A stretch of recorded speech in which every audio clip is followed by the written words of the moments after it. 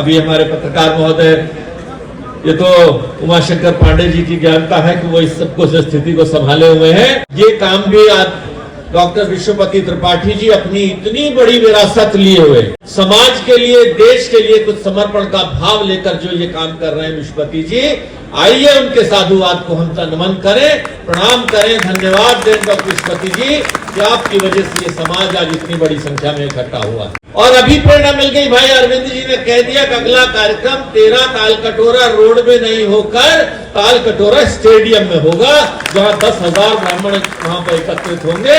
ये संकल्प भी आज ही ले लिया गया है। लेकिन अच्छा हुआ इन्होंने मां से पूछा, तो ये विजय शेखर पेटीएम के चेयरमैन बन गए। अगर मास्टर, मैं भी मास्टर का बेटा हूं, मास्टर पिता से पूछा होता तो कहते चल चुपचाप नौकरी कर ले, तेरा बाप मास्टर है, ये ध्यान रख। और फिर बेचारी मुझे भी मैं ही भूल चुका हूं। जब मेरा 5 करोड़ का पहला लोन इस अस्पताल को शुरू करने के लिए सैंक्शन हुआ तो मेरे चेहरे की खुशी देखकर बाप ने डांट मारी, देखो गधा, लोन पास हुआ है तो नाच रहा है, कूद रहा है। और जब मैं अपने समाज में गया कि ब्राह्मण बोले चुपचाप नौकरी कर ले, व्यवसाय करने की कोशिश मत करियो, ये ब्राह्मणों का संदेश था, मुझ तक था।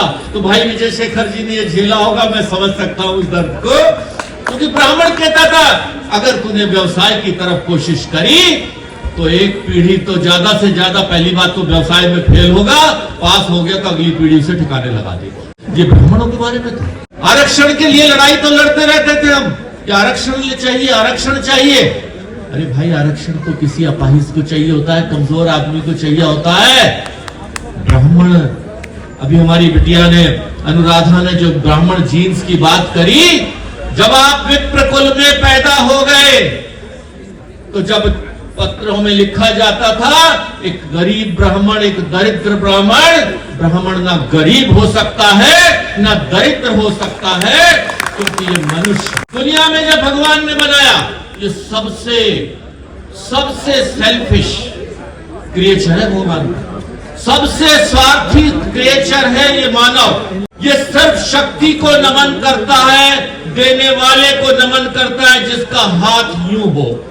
ये कभी किसी भिखारी के पांव नहीं छूता, किसी भिखारी को नमन नहीं करता। आप यहां से बाहर निकल कर चले जाइए, एक भिखारी को 500 रुपए दे दीजिए, उसके पांव नहीं छुएंगे। एक 8 साल के बालक का भी, एक राजा ब्राह्मण के पुत्र का, एक बालक का राजा पांव छू लेता है। उस भिखारी के साथ आप सांत्वना देते हैं, सिंपैथाइज करते हैं, आप उसका सम्मान नहीं करते। अरे भगवान ने विप्र कुल में जन्म देकर आपको दाता तो बना दिया, चवन्नी नहीं देगा, 1 रुपया नहीं देगा, लेकिन संस्कार दे देगा, वो भी दे देगा के साथ साथ आशीर्वाद देने की कल्पना भगवान ने आपको दे दी। कितनी बड़ी ताकत है इस विप्र कुल में, कितनी बड़ी ताकत है इस आपके ब्राह्मण होने पर। ये गर्व और गौरव हमें महसूस होना चाहिए। कहते हैं ब्राह्मण ने अत्याचार कर दिया, ब्राह्मण ने उसके साथ दुराचार कर दिया, मंदिर में गया था प्रसाद नहीं दिया, लाइन से बाहर खड़ा कर दिया। अरे भाइयों, आज आजादी के बाद तो हम उनके हाथों में खेल रहे हैं जो कहते हैं हम धर्मनिरपेक्ष हैं, सेकुलर हैं। कोई ब्राह्मण कर ही नहीं सकता था कुछ।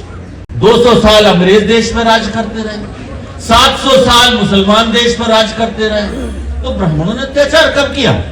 1000 साल से पहले की बात कर रहे हो क्या? साथियों, बिटिया अनुराधा तिवारी की तरह जवाब देने का वादा रखो, जवाब देने का। अगर कोई किताब को फाड़ेगा तो हम ये भी जलाएंगे, तो हम ये भी बता सकते हैं हम किताब पढ़ने वाले लोग हैं, ये जवाब जाना चाहिए। एक उदाहरण देना चाहता हूं, मैं सरकार में मंत्री रहा हूं और पार्टी में भी हूं।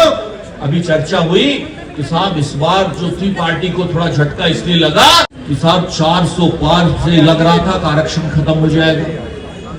जनरल बख्शी साहब ने जो कहा है कि अगर अपना नैरेटिव नहीं रखोगे, ब्राह्मण को नहीं कहोगे कि ब्राह्मण की क्या ताकत, क्या पहचान है, तो कोई दूसरा आके उस स्थान को ले लेगा। अरे उन्होंने कहा कि 400 पार में आरक्षण बदल जाएगा, संविधान बदल जाएगा। तो किसी ने सवाल पूछा तो तुम क्या घास काट रहे थे? तुमने उसका जवाब क्यों नहीं दिया? या तुमने अपनी व्यवस्था अनुराधा तिवारी जैसे 1000 बच्चे क्यों नहीं तैयार किए जो सोशल मीडिया पर ये जवाब देते? कभी कह रहा था 2 लाइनें सुना, होंगे तुम भगवान मुझे क्या लेना है। यह मनुष्य इतना स्वार्थी है। होंगे तुम भगवान मुझे क्या लेना है, मैं कोई सम्मान नहीं दे पाऊंगा। अरे इतना स्वार्थी है कि अगर भगवान भी आशीर्वाद देने लायक ना रहे, ये इंसान भगवान का भी सम्मान नहीं करेगा। आप और हम तो क्या बेशक, तो अपनी इस ताकत को, अपनी क्षमता को, अपनी इस अध्यात्म को, अपनी संस्कृति को, और उसके बाद मैं नोएडा में सांसद 42 साल से नोएडा में रह रहा हूं। पहली बार जब आदमी मिलने आया था, एक रिवॉल्वर, एक कट्टा इधर और एक AK-47 लेकर मिलने आया था। धन बल, लाठी बल, आर्थिक से लेके ज्ञान बल आपको भगवान ने दे दिया है। राजनीतिक बल, सामाजिक बल, सबका संचय करो। अगर समाज में खड़े रहना है, आगे बढ़ना है, तो हर व्यक्ति ये सपना ले कि मैं भी विजय शेखर से बनूंगा। आज उनके जीवन की जो उन्होंने कथा सुनाई है, ये हमारे लिए बहुत प्रेरणा का है। किसी ब्राह्मण के वक्तव्य में, किसी भगवान के परशुराम भगवान ने कभी नहीं कहा किसी को मारो। उन्होंने जिस कार्तवीर अर्जुन को मारा था, वो क्षत्रिय नहीं था, वो एक आतताई राजा था। कि पिता के पास ये ताकत है। जब सबसे पहले उन्होंने पिता से वरदान मांगा तो कहा मेरे भाइयों, मेरी माता को दोबारा से जीवित कर दो। कितने ज्ञानी थे जमदग्नि जी, कितने ज्ञानी थे भगवान परशुराम। तो साथियों, गर्व से हम ये कहेंगे कि हम उस विप्र समाज के हैं। अपने एक विप्र भाई को साथ खड़े होकर थोड़ा सहारा दे देना, वो खड़ा हो जाएगा। ये हिम्मत रख के जाना, जिस हालत में हो। हमारी ये कमी है बोलते हुए कि मैं ब्राह्मणों 3 बार दीवार में देखता है, कुछ सुन तो नहीं रहा, कोई विरोधी तो नहीं सुन रहा। आवाज से, गर्व से, गौरव से, शान से कहो कि मैं विप्र हूं। हाँ, सर्व समाज को साथ लेकर चलना मेरी कुवत है, मेरी ताकत है, मेरा धर्म है, मेरा फर्ज है। ब्राह्मण कभी आतताई, कभी अत्याचारी नहीं हुआ। सबको साथ लेकर चलने वाले ऐसे विप्र समाज की कल्पना करी है। उसके लिए बहुत बहुत धन्यवाद। नमस्कार।